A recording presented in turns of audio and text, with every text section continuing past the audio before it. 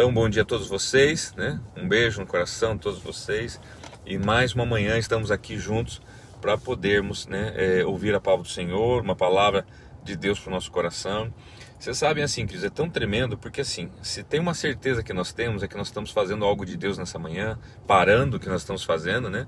Agora estacionamos o carro, paramos para fazer o que a gente se propõe a fazer, porque assim, Deus te deu uma palavra? Não, Deus deu uma palavra para todo mundo, está escrito, já está num livro com 66 livros, né? Então às vezes assim, é aquela certeza que aquilo que você está fazendo, né, vai produzir um fruto. Então, se tem uma coisa que alegra o meu coração nessa manhã é saber que o que a gente está fazendo agora, né, pode ser o que a gente fez até agora não foi relevante, mas o que a gente vai fazer agora é algo muito relevante para Deus, né, e com certeza é a vontade de Deus. Então eu quero convidar você, né, a estar conectado com a gente, alguns minutinhos, para nós estudarmos a palavra do Senhor. Isso aí. Hoje então, Efésios capítulo 4, ok? É muito bacana, gente, vai falar é um capítulo todo que vai falar sobre unidade, sobre dons, sobre como devemos nos portar, né, nos posicionar, né, o porquê, né, que Deus separou uns profetas.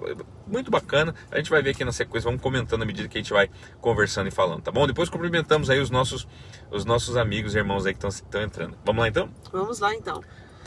Efésios capítulo 4, a unidade do corpo de Cristo. Como prisioneiro no Senhor, rogo-lhes que vivam de maneira digna da vocação que receberam. Sejam completamente humildes e dóceis e sejam pacientes, suportando uns aos outros em amor. Façam todo esforço para conservar a unidade do Espírito pelo vínculo da paz. Ai, né, gente?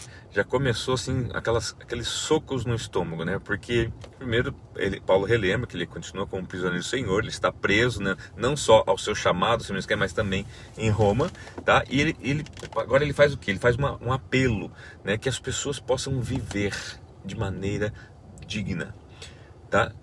Da vocação que receberam. Não é viver de maneira digna, essa dignidade humana, né? Eu preciso viver dignamente, né? Não, é uma vida digna da vocação. Ou seja, cada um de nós temos uma vocação, pastor. Uhum. E aqui chega a dar 3 tipos de medo, porque ele já introduz, porque ele vai falar sobre vocação, ele vai falar depois sobre os ministérios, porque assim, tem vocação que viver digno é viver bem malzinho. Tem vocação que viver digno é viver correndo risco, o bombeiro, o médico, o enfermeiro, né? Tem vocação que é estar debaixo de pressão, lá, o motorista do Uber que está lá, pressão de trânsito, aquela coisa. Então, assim, dependendo da vocação, né, tá? Vai ter uma reação, digamos assim. Dependendo do encargo, tem umas atribuições. Isso. E então, o apelo de Paulo é que agora então a gente entenda isso para que possamos viver dignos, mas de acordo Exatamente. com a vocação, tá? Que recebeu cada um. Daí ele fala que a gente deve ser humilde, deve ser dócil, né? Que a gente deve ser paciente. E aqui a gente já começa a ficar nervoso só de ouvir isso. Ultimamente é tão difícil ser dócil, né? Meu Deus, a gente já começa a ficar nervoso só de ouvir que eu tenho que ser dócil, eu tenho que ser paciente, eu tenho que suportar uns em amor. Não é que Numa eu suportar, época que ninguém suporta, né? ninguém. Tem que aguentar. Exato, porque o amor de muitos está se esfriando. No último tempo a Bíblia fala, né, que haveriam pessoas amantes só de si mesmo, quer dizer, não estavam nem aí com os outros. Então, é um desafio, queridos, é um desafio, né? Grande desafio. E daí o versos 3, ele fala que a gente tem que fazer um esforço. Um esforço para conservar a unidade, porque ele também vai falar sobre a unidade do corpo de Cristo. Só que assim, não é... Observe o que ele está falando. Ele não está falando assim, vocês devem ser unidos. Ele fala, vocês devem se esforçar para conservar, né, em unidade. Quer dizer o seguinte, o nosso esforço porque assim, é o Espírito Santo que vai promover essa unidade, tá? Através dos dons, tá? A nossa parte, amor, é conservar isso, tá? Eu digo para você, mas a gente precisa entender isso, porque senão, como não foi a gente que construiu, a gente não vai conseguir conservar, né? A gente já vai querer detonar de vez tudo na unidade, tá? Então a gente precisa estar claro isso, que a minha parte, a sua parte é conservar a unidade. Às vezes, querido, a tua parte é conservar o pouco ou muito de unidade que tem na tua casa, no através teu casamento. De um vínculo, né? Ele é bem claro quando ele diz pelo vínculo da paz. Da paz, né? Conservando em paz. Então, gente, olha, só esses 3 versículos aqui daria uma mensagem, dá uma reflexão muito forte, tá? Mas vamos prosseguir. Ele continua dizendo assim: há um só corpo e um só espírito, assim como a esperança para a qual vocês foram chamados é uma só. Há um só Senhor, uma só fé, um só batismo, um só Deus e Pai de todos, que é sobre todos, por meio de todos e em todos. E a cada um de nós foi concedida a graça, conforme a medida repartida por Cristo. Por isso é que foi dito: quando ele subiu em triunfo às alturas, levou cativos muitos prisioneiros e deu dons aos homens. Que significa ele subiu, senão também que havia descido às profundezas da terra? Aquele que desceu é o mesmo que subiu acima de todos os céus, a fim de encher todas as coisas. E ele designou alguns para apóstolos, outros para profetas, outros para evangelistas e outros para pastores e mestres. Então, assim, só lembrando então que ele encerra, né, o versos 3, falando dessa unidade do vínculo da paz, enfim, que a gente deve conservar. Ele deixa bem claro que há um só corpo, e aqui é um corpo de Cristo, é uma só igreja, é uma só comunidade dos santos, né? Coisa que a gente já começa dividindo, né? Ah, eu sou de Paulo, eu sou de apóstolo, eu sou batista, eu sou assembleano, eu sou católico, eu sou quadrangular. Então você vê que a gente já começa mal, né, irmãos? Porque, né? Não que não possa ter, não que, entenda isso, não estou fazendo uma crítica aqui né, das denominações, não. Mas até entre as denominações eu preciso entender o seguinte: eu preciso amar o meu irmão batista, amar o meu irmão assembleano, amar o meu irmão presbiteriano, quadrangular, universal, porque assim, ainda que eles tenham algumas doutrinas diferentes, o corpo é um só. O corpo é um só. Então ele fala: um só Senhor, um só batismo, um só Espírito, uma só fé e assim por diante, tá? Então isso tem que ficar bem claro pra gente, tá? Claro que você vai se sentir melhor, sim, né, no lugar, e não tem, mas isso não significa que a gente não tem que considerar os demais, tá? Daí fala que cita, né, de um Jesus, só Senhor, uma só fé, um só batismo. Isso.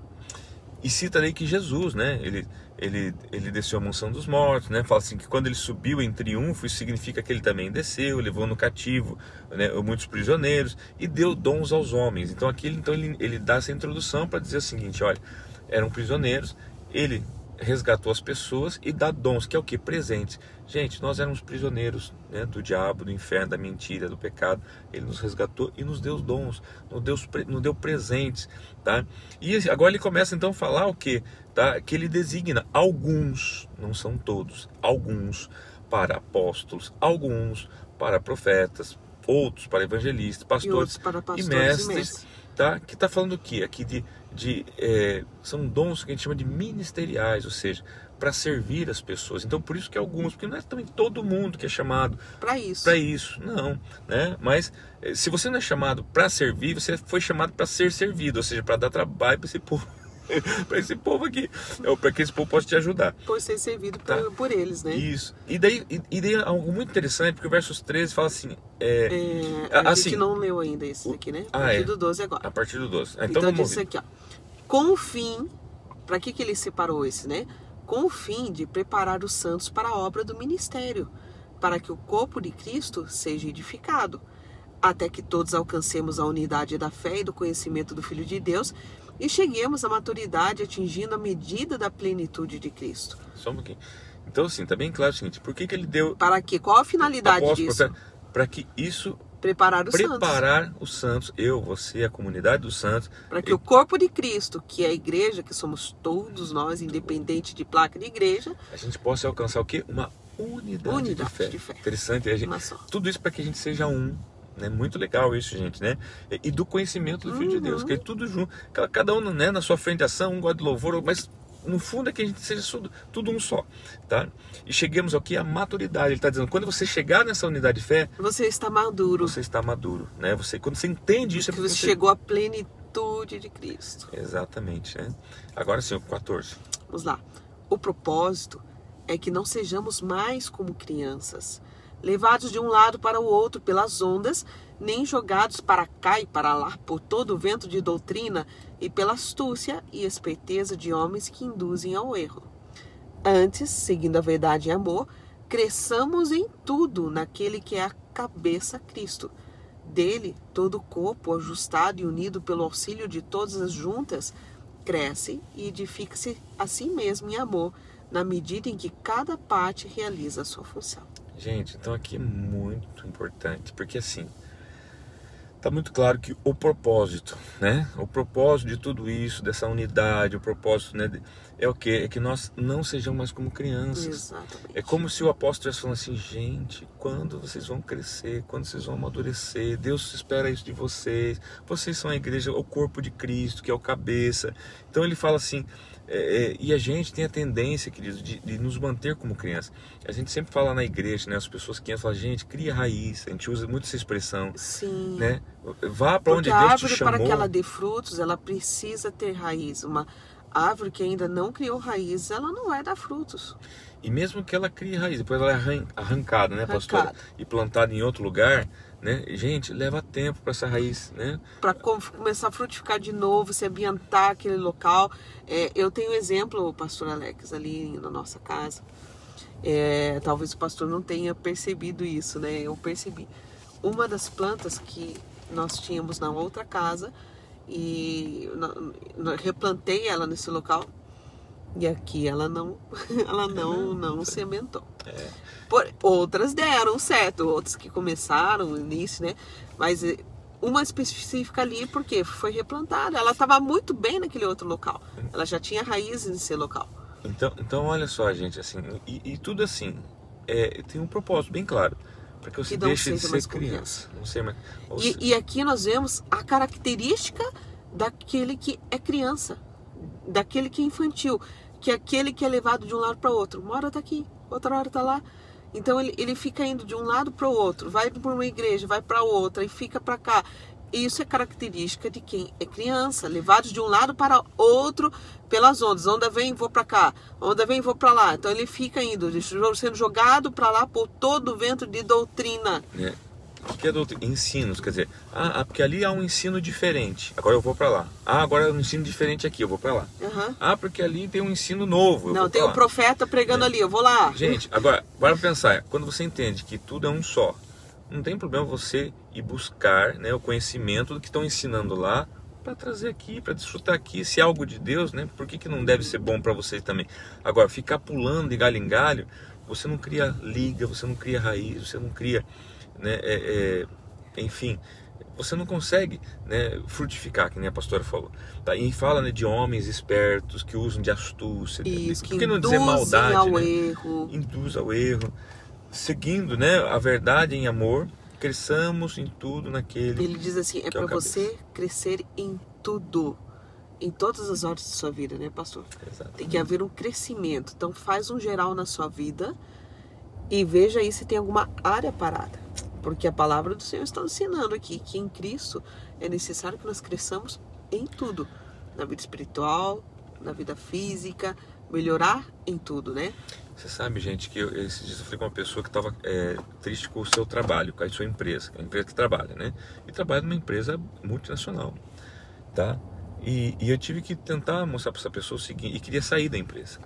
Eu falei, olha, veja que às vezes é uma questão de você mudar de área, de você encontrar uma motivação nova, de você, né, você mudar de empresa, não há dúvida, muita coisa nova você vai encontrar, muita coisa, mas assim, você tem que reconstruir todo um histórico de anos. Essa pessoa já fazia 16 anos já que estava nessa multinacional, tá? Então assim, acredito que ela estava desmotivada, acredito que ela estava entristecida, quem sabe fazendo o que não gosta, tá? Mas assim, o mudar de empresa, se for ver, não é a melhor opção.